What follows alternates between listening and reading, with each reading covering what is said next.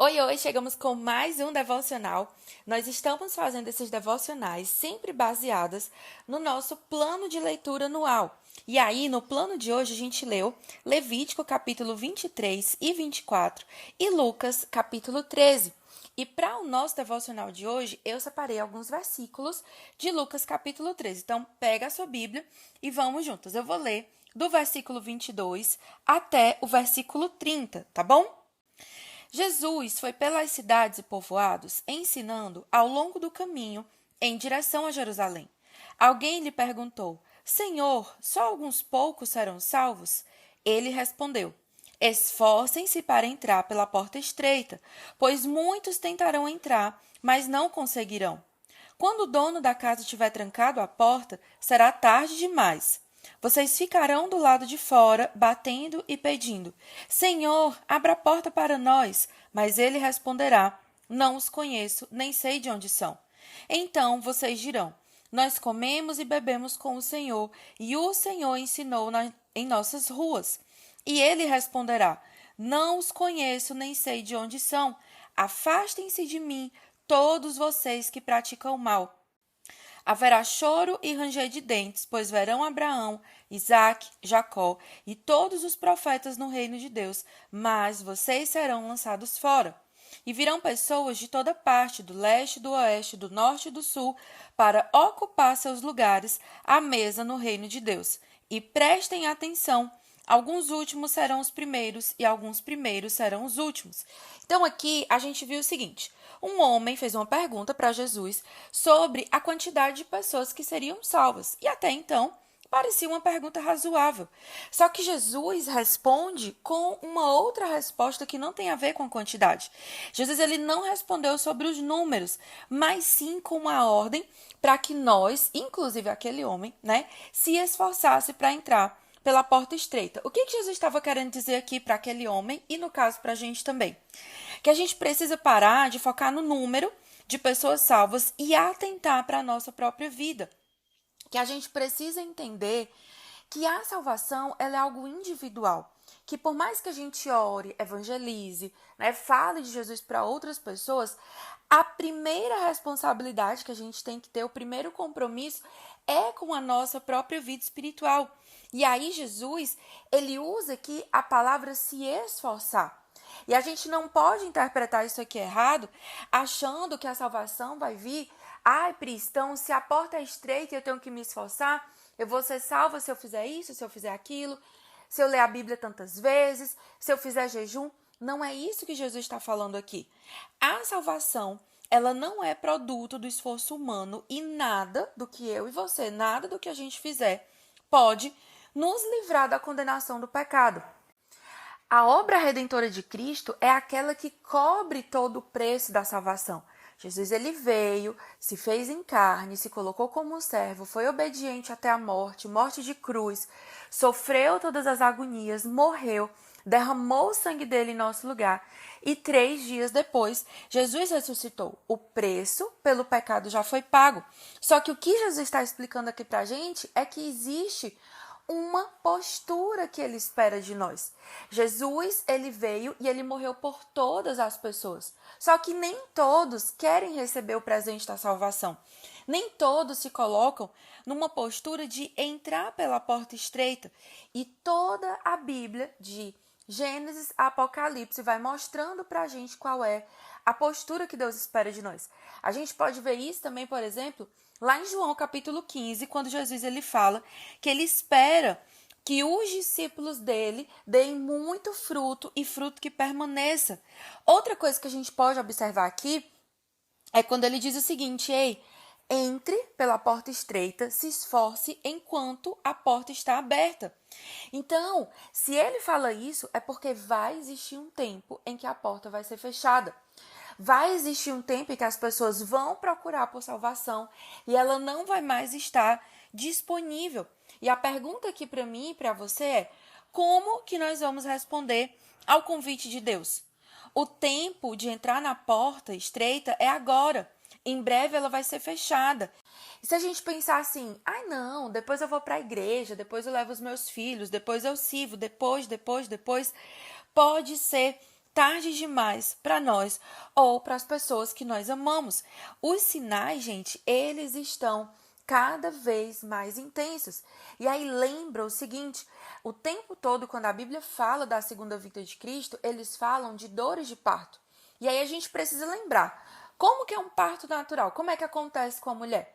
Ela vai tendo ali aquelas contrações bem espaçadas, digamos a cada 1 hora, a cada 30 minutos, e à medida que a hora do bebê nascer se aproxima, as contrações vão tendo um intervalo de tempo cada vez menor. Então, o que Deus está tentando dizer para a gente é, ei, os sinais antes eram espaçados. Agora a gente observa os sinais, eles estão todos próximos uns dos outros. Doença para um lado, terremoto para o outro, guerra para o outro lado. Tudo muito perto. Então, isso mostra para a gente que as dores de parto estão se intensificando. A quarta coisa que eu quero ver aqui com você é que Jesus ele deixa um alerta, um perigo. E aqui ele estava falando principalmente com os judeus, com aqueles que eram religiosos, que conheciam a palavra, que conheciam a lei, mas que não abriam o coração para Jesus. E ele diz, olha, estar perto, né? Sentar à mesa, ouvir os ensinos, como ele fala lá na parábola, não significa ser salvo. Pri, como se isso se aplica para os nossos dias de hoje? Significa que você está perto do povo de Deus, você frequentar a igreja, mas você não abrir de verdade o seu coração para Jesus, não é o suficiente. Jesus, ele precisa ser o Senhor da nossa vida. E aquelas pessoas lá do texto é como se elas estivessem na igreja, mas elas praticavam a iniquidade. Ele vai falar sobre isso lá no versículo 27, quando ele diz assim, não os conheço nem sei de onde são, afastem-se de mim, todos vocês que praticam mal. Então, Jesus, ele aceita a mim e a você com os nossos pecados, com os nossos defeitos, ele nos recebe assim como nós estamos, mas ele não aceita que a gente permaneça no erro. O nosso pecado, a nossa vida precisa mudar, o velho homem precisa morrer e nós precisamos nos submeter ao processo de santificação que Deus tem para nós. Então, para sentar na mesa do banquete da salvação, o pré-requisito é a fé em Jesus. E essa fé, como o Tiago fala, ela precisa gerar frutos. Uma fé que não gera uma mudança de vida real, ela é uma fé morta. E isso mostra que ela é uma fé que não é verdadeira. Então vamos lá recapitular. Jesus faz um convite para a gente entrar pela porta estreita.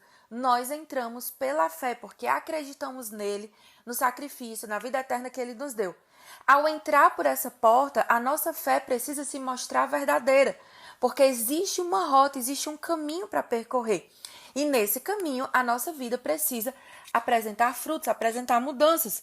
Pri, mas eu vou gerar esses frutos sozinha? Não, a gente tem sempre a ajuda, o incentivo, a transformação do Espírito Santo de Deus.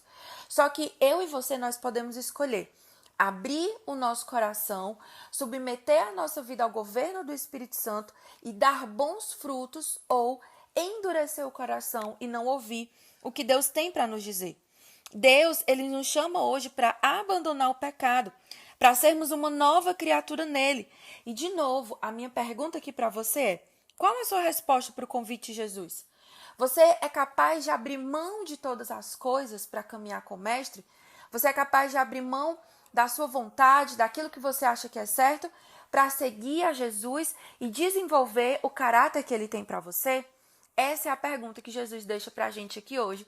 E esse é o nosso devocional, a nossa meditação de hoje. E agora, como de costume, eu quero orar com você, quero abençoar o seu dia. Mas antes, por favor, lembra sempre do nosso combinado aqui que a gente tem em cada um desses vídeos, tá? Caso essa seja a sua primeira vez e você ainda não seja inscrito aqui no canal, por favor, se inscreva. Tem muitas novidades vindo por aí. E quando você se inscreve e ativa o sininho, você vai ser sempre alertado dos vídeos novos que eu lançar. Além disso, lembra, por favor, de deixar o seu like e compartilhar esse vídeo. E, importante, deixa aqui o seu comentário nesse vídeo.